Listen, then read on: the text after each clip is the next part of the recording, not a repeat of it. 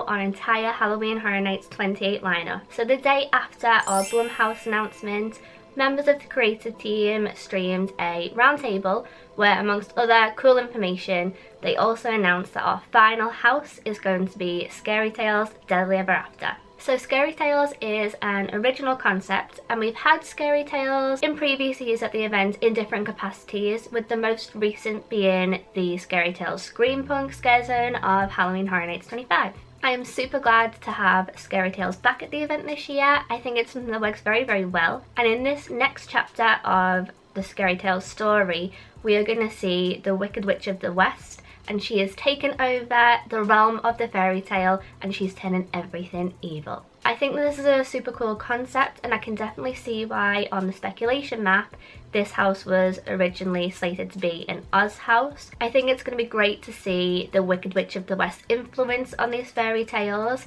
And one of the stories that was brought up in the stream with Creative was that we're going to see Rapunzel's hair taking on its own kind of life. And I think that sounds really, really strange and interesting, and I can't wait to see it. Another section of this house which was highlighted on the stream was a section nicknamed Splatter, and that's going to be the story of Humpty Dumpty. So we learned that there's going to be disgusting smells in this section. So Humpty Dumpty's being hit with some kind of crossbow, he's fallen off the walls are covered in splattered egg, it's landed on some fire and it's cooking and it smells disgusting. I'm already dreading this room because I definitely react to the smells that I use in the Halloween Horror Nights houses when I think back to things like the Exorcist smell or Texas Chainsaw Massacre or even Dollhouse of the Damned. That was by far the worst of the smells. It definitely adds a whole other level to the scare, and it's a disgusting one. We also got a sneak peek at some of the banner art that's going to be in the house. So we can see the Humpty Dumpty banner, we can see the banner for the witch. We also see a wolf, which I imagine is going to be a Little Red Riding Hood section of the house. And I believe that this section is nicknamed Revenge. So I'm kind of guessing that this is going to be the wolf taking revenge on the huntsman. And I think, again, that's going to be super interesting. I love how they can take these stories and kind of manipulate them and make them evil. So we heard that they're going to be taking the good and making them evil, and the evil and making them even more evil. I'm very interested to see what other fairy tales have been influenced by the Wicked Witch, and I think this is a very cool and interesting concept for a house. We all know these fairy tales, and I can't wait to see this Deadly Ever After. So if you haven't already seen the roundtable live stream, I definitely recommend that you go and watch it because it was super interesting. I'll put a link to it in the description down below so that you can find it easily. But we basically had several members of the Universal creative team basically discussing things about the event and taking questions from the Universal annual pass holders. So we had Mike Aiello, David Hughes, Charles Gray, Patrick Braillard, Blake Braswell, Laura Sauls and Jason Horn, and they were giving us a little behind the scenes on things that are going to be happening in the scare zones, in the houses, and with Academy of Villains. So it was confirmed on the live stream that Academy of Villains will be in the Fear Factor stage this year, and I've spoken about this a couple of times in some past videos. I think it's going to give a whole different vibe to the show. There's going to be an awful lot more space for them to utilise with sets, with lighting. They can have a bigger audience without impacting the kind of flow of the park, because although the stage that's been utilised in the last few years has worked amazing for the kind of vibe and energy of the show, I think it did definitely create a bottleneck effect in that area of the park, and at least now they don't have to worry about any kind of weather impacting the show. We heard that Waffles will be making an appearance in the Stranger Things house, and we also heard that they'll be utilising mirror-lined walls to emulate an extensive forest area. I think that was the part that I was wondering the most about with the Stranger Things house, was how are they going to make this very small space seem like we're in the middle of a huge forest.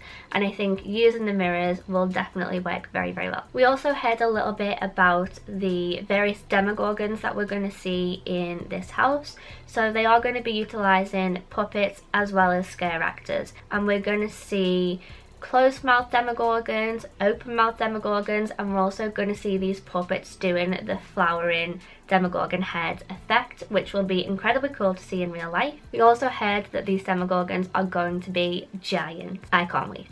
So if you watched my previous video, you'll know that I was kind of questioning how we'd see a poltergeist house, and I was a little bit unsure of how these scenes would be set out, considering that an awful lot of things that could tangibly be used in the house happen at the end of the film, and we had that answered on the live stream too. So when we enter this house, we're actually going to be entering the pool. So if you've seen Poltergeist, you'll know that that means that we're pretty much entering near the end of the film. So it's going to be rainy, we're going to be below ground in the muddy pool where all of the dead bodies and coffins are coming up from underground. We'll also be manoeuvring underground in tunnel type things where we'll meet a whole host of these dead things, because as we know, they only move the headstones. A super interesting thing about this house is that it's going to take us to places that we never ever saw in the film.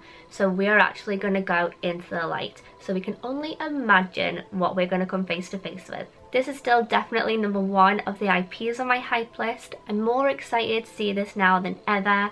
Is it September yet? Blake Braswell told us what we can expect to see in the Killer Clowns from Outer Space Scare Zone. So this year they're actually going to be utilising the lighting and effects that they have been working on for Cinematic Celebration. So we are going to see the clown spaceship projected onto the facades of the building in the area, and then we're going to see the spaceship tent take off a few times a night. We're also going to see popcorn creature puppets and a confirmed ice cream truck. Moving on to the Chucky Scare Zone, we're actually going to see the Chucky puppet on a stage where he will be kind of commanding all of these possessed toys in this scare zone. We're going to see toys that were used in a previous Chucky house, and this is going to have a Cult of Chucky type vibe to it. Over in Vamp 85, we're going to get to experience the New Year's Eve party ball drop every 20 to 25 minutes. And Blake also told us they have gone a little bit wild with the soundtrack for this zone,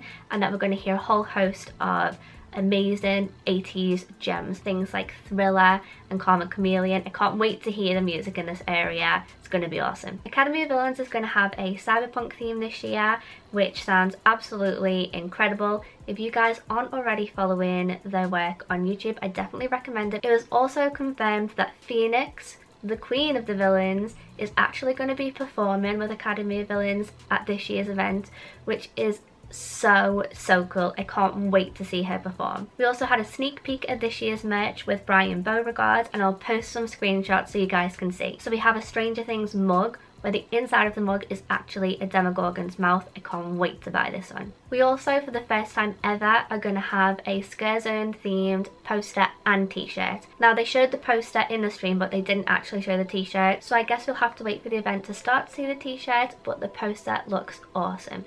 And it's actually being created by the same guy that worked on the Halloween Horror Nights 25 artwork, and I absolutely loved everything that year. I still wear my Halloween Horror Nights 25 lanyard on every trip to Universal because it's my all-time favourite one. We also saw the event tee, which has a whole bunch of different characters that are going to be at this year's event on it. We have a dedicated Stranger Things t-shirt this year, which showcases the Universal Archers, which is pretty cool. We also have a Trick or Treat t-shirt, which glows in the dark. This is awesome. I'm going to be so poor after this year because I just want to buy every single t-shirt. And the most interesting piece of merch that we were shown was some Trick or Treat leggings, which are adorable. They're covered in little pumpkins and little lollipops. I love them. Along with the house announcement, we also learned that we would have 2 extra nights of horror this year. So we will now be able to go to Halloween Horror Nights on Wednesday the 19th of September and also Wednesday the 26th of September, which is fantastic news because that means that that's 1 extra night at least that I can go to whilst I'm in Orlando. So that is it for Halloween Horror Nights announcements.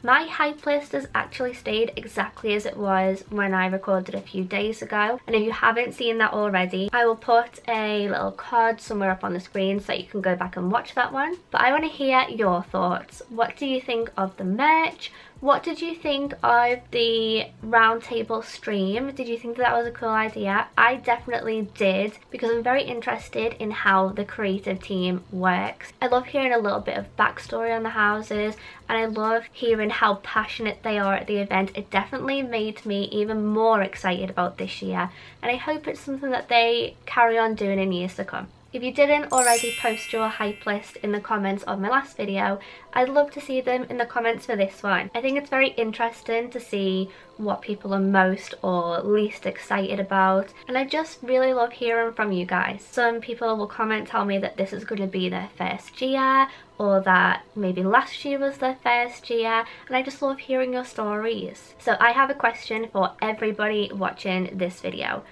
What was your first ever year at Halloween Horror Nights? Mine was 2002, so this will be my 17th year of going to the event, and here's to 17 more. Thank you so much as always for watching, and I will see you guys in the next video. Bye bye!